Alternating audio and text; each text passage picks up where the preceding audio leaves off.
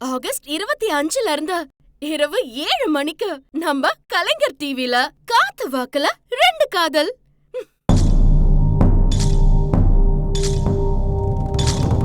உங்க பேர் என்ன? என் பேரு விமலா மேடம். விமலா. ஆமா சொல்லுங்க. கல்யாணம் ஆகி எங்க வீட்டுக்காரர் இறந்துட்டாங்க மேடம். நானு 2 பசங்க வச்சுன்னு நைட்டு வேலைக்கு தான் போவேன். பாப்பா முடியாது, பாப்பா பகல் எங்கேயுமே என்னால வேலைக்கே போக முடியாது. நைட்டு வேலைக்கு தான் போவேன் நான். நைட்டு வேலைக்கு போனது வேலை மேல பழக்காயிடுச்சு. எத்தனை மணிக்கு போவீங்கல்ல நைட்டு வேலைக்கு? 9 மணிக்கு போவேன். எப்போ வீட்டுக்கு வருவீங்க? காலைல 6 மணிக்கு வருவேன். அப்ப வீட்டுல வந்துட்டு தூங்க முடியுமா? தூங்க முடியாது, வீட்டு வேலைக்கே போவேன்.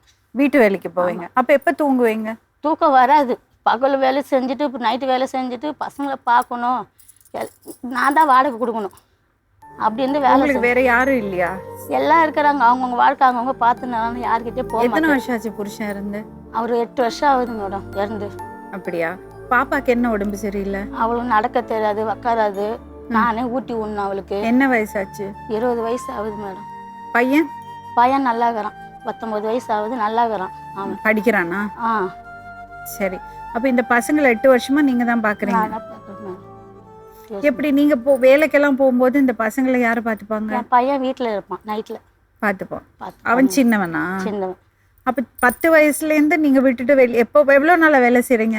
எங்க வீட்டுக்காரி அதுல இருந்து வேலைக்கு போறோம். அவர் என்ன வேலை செஞ்சுட்டு இருந்தாரு? அவர் இரும்பு கம்பெனில வேலை செஞ்சிருந்தாரு. சரி. அப்ப உங்க பொண்ணுக்கு 10 வயசு தான் இருந்திருக்கும். பசங்களை விட்டுட்டு நீங்க வேலைக்கு போவீங்களா? இருந்துக்குமா தனியா? தனியா இருந்துக்கும். அப்ப நீங்க நைட்டும் தூங்குறது இல்ல, காலையிலயும் தூங்குறது இல்ல? தூக்கமே கிடையாதா? மத்தியானம் கொஞ்ச நேரம் கூட கொஞ்ச நேரம் கூட பொண்ணு தூங்க கூடாது மேடம். கத்துவா, அழுவா. அவளை உட்கார வச்சுக்கினே ஆட்டின்னு இருக்கணும். பேசுவாளா? பேசாது. நம்ம பேசினா சிரிக்கும், காது கேட்கும், பேசுறது புரிஞ்சுக்கும். பேச தெரியாது. எதனால அப்படி? அது உடம்பு கணர் ரூமில் வச்சுட்டாங்க மேடம். பிறந்ததும் கணர் ரூமில் வச்சுட்டாங்க.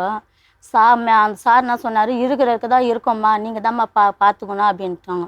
நான் எந்த ஹாஸ்டல்லையும் சேர்க்கலை. இருக்கிறதுக்கு என் கூடயே இருக்கட்டும், செத்தா நான் எடுத்து போட்டேன்னு என் கூடயே வச்சுருக்கிறேன் குழந்தையிலேருந்து. சொல்லுங்க. கார்பரேஷன் வேலைக்கு போகும்போது பழக்காயிடுச்சு மேடம் குமாருன்ட்டு.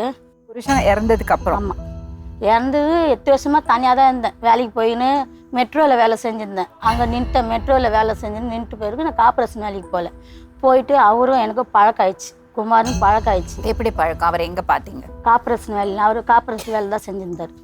பழக்காச்சு, பேசணும், கொண்டோம். இதுமாரி நான் அனாதையாகிறேன், எனக்கு யாரும் கிடையாது, நான் 2 வருஷமாக லோல் பட்டுனுக்கிறேன், தெருவில் தான்ங்கிறேன், எனக்கு யாரும் இல்லை, எங்கள் அக்காலாம் இருக்கிறாங்க, ஊரில் இருக்கிறாங்க அப்படின்னு பேசினார். நானும் நான் சொன்னேன், எனக்கும் யாரும் கிடையாது, எனக்கும் வீட்டுக்காரர் கிடையாது, இறந்துட்டாரு, இப்போது என் பசங்களை வச்சு நான் கஷ்டப்படுறேன் அப்படின்ட்டு என் கஷ்டத்தை அவர்கிட்ட சொல்லி, அவர் கஷ்டத்தை என்கிட்ட சொல்லி. அவருக்கு பொண்டாட்டி குழந்தையெல்லாம் இருக்கு. கல்யாணம் ஆகி பொண்டாட்டி ஒரே மாதத்தில் ஓடி போயிடுச்சான். ஒரே மாதத்தில் ஓடி போயிடுச்சு. அதுலேருந்து நான் தனிமாரமாக தான் இருக்கிறேன். குழந்தையெல்லாம் இல்லை. அதுக்கு நான் என்ன சொன்னேன், சரி நீ ஏன் கஷ்டப்படுற, நானும் கஷ்டப்படுறேன், நம்ம 2 பேரும் கல்யாணம் பண்ணி சந்தோஷமாக இருக்கலாம். யாரு சொன்னாங்க? நான் சொன்னேன். சரி நான் எங்கள் அக்கா கிட்ட பேசுகிறேன், எங்கள் அக்கா ஊரில் திருவள்ளூரில் இருக்கிறாங்க.